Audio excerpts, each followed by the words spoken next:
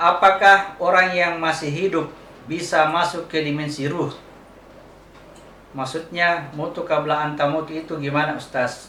Jadi ya inilah perjuangan kita sekarang dalam kondisi masih hidup, ya. Allah menjelaskan di mana sekarang keadaanmu ketika menerima amanah, ya. Ketika kita menerima amanah, kita berada dalam jasad, dalam wilayah jasad, di bawah ke mikro aplikasi praktik kita ditempatkan pada tempat yang serendah-rendahnya pada wilayah ujung tulang ekor, ya. Wilayah ini, ya. Lalu kemudian diajarkanlah teknik sholat, ya. Sholat kita lakukan sekarang supaya kita kembali kepada Allah, kembali kepada asal mula, kembali kepada qalbu, kalau bahasa jasad kita, ya. Kalau pada jasad kita berarti kita kembali kepada asalnya qalbu, yaitu mudghah, ya. Kalau bahasa maknanya berarti kita kembali kepada Allah. Kembalilah kamu kepada Allah sebelum pada hari terpaksa kamu kembali, dipaksa untuk kembali kepadanya. Nah, kembali kepada Allah inilah yang menjadikan efek keseharian kita sebagai orang yang berserah diri. Kita menyerahkan diri kita untuk berbuat sesuatu yang baik atau berbuat di jalan Allah, dan kita menyerahkan anfus kita juga berbuat di jalan Allah. Wajahidu fi sabilillahi bi amwal wa anfus. Itu terjadi ketika ini sudah mulai meninggalkan tempat kezaliman dan kebodohan, lalu masuk ke wilayahnya, ke wilayah asal mula pada dirinya, ya, pada diri kita. Ini yang akan dikerjakan atau diajarkan melalui praktik sholat, bagaimana supaya bisa mencapai rahasia kembali pada saat sekarang, pada saat diri kita, dan itu yang disebut dengan mati sebelum mati. Bunuhlah dirimu, keluar dari kampungmu, ya.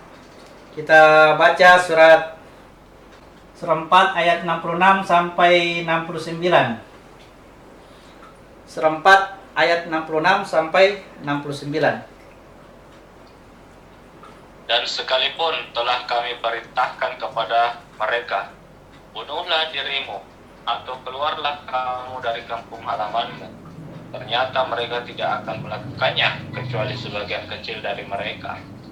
Dan sekiranya mereka benar-benar melaksanakan perintah yang diberikan, niscaya itu lebih baik bagi mereka dan lebih menguatkan.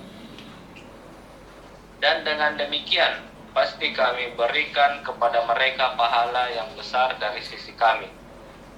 Dan pasti kami tunjukkan kepada mereka jalan yang lurus.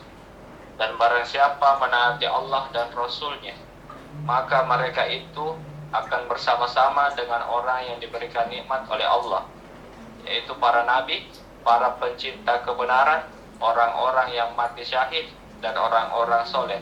Mereka itulah teman-teman yang sebaik-baiknya. Ya, apabila diperintahkan kepada mereka, bunuhlah dirimu, keluar kamu dari kampungmu, ya, mereka hanya sedikit sekali yang melakukannya. Seandainya dilakukan, nah maka salah satunya misalnya, maka akan dikuatkanlah iman mereka.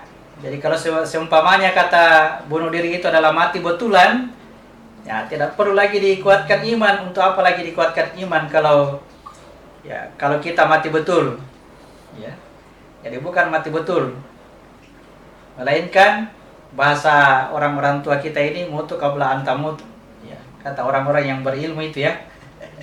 Bukan hadis Nabi. Kalau Al-Quran mengatakan, ya, bunuhlah dirimu, keluar dari kampungmu. Ini adalah pelajaran, ya, sebuah pelajaran.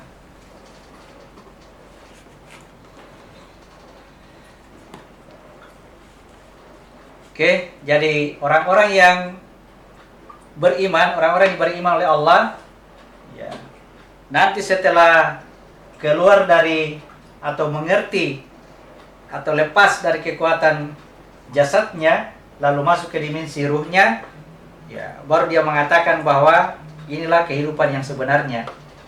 Selama ini dianggap bahwa jasad kita sekarang inilah kehidupan, padahal kata orang beriman, sekarang ini adalah kematian. Nanti masuk ke dimensi ruh, baru dikatakan itulah kehidupan yang sebenarnya. Siapa yang menjadikan yang mati ini bisa hidup kembali? Ya, ruh rahmat Allah akan mengutus Isa, mengutus ruh kepada diri kita untuk menghidupkan orang mati. Nah, itu salah satunya ya. Menghidupkan orang mati artinya merubah keadaan posisi saya dari zalim dan bodoh masuk kepada wilayah hakikat diri.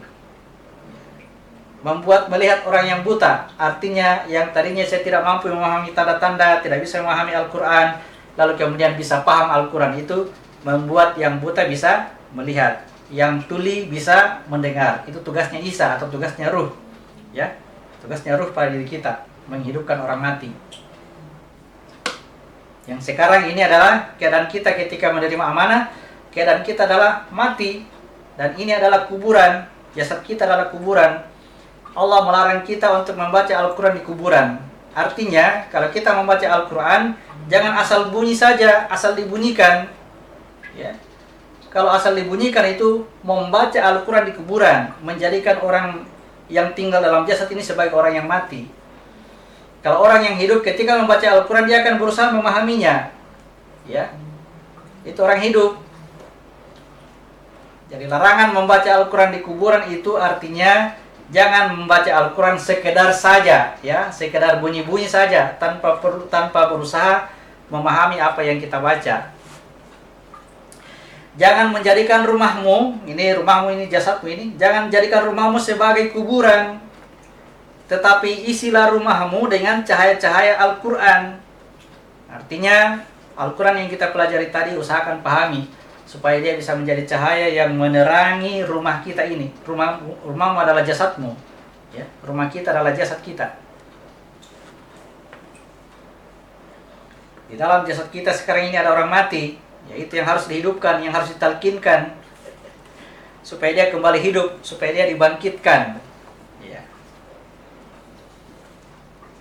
Oke. Jadi apapun yang saya katakan tadi, perubahannya dari orang yang mati kembali hidup, yaitu ada tekniknya, ya. Tidak hanya berteori, tidak hanya menyampaikan ilmu lalu kemudian kita tidak tahu caranya seperti apa. Al-Quran ini lengkap sekali. Setelah memperkenalkan siapa diri kita, bagaimana keadaan kita, lalu Al-Quran mengajarkan kepada kita teknik-teknik untuk lepas dari keadaan kita sekarang. Dari keadaan kita sekarang yang mati, bagaimana caranya supaya kita menjadi hidup. Nah, karena Al-Quran ini firman, Al-Quran ini ruh, Al-Quran ini Isa, Al-Quran inilah yang akan menghidupkan orang mati yang ada dalam diri kita. Ya, supaya jasad kita ini jangan selamanya jadi kuburan. Oke.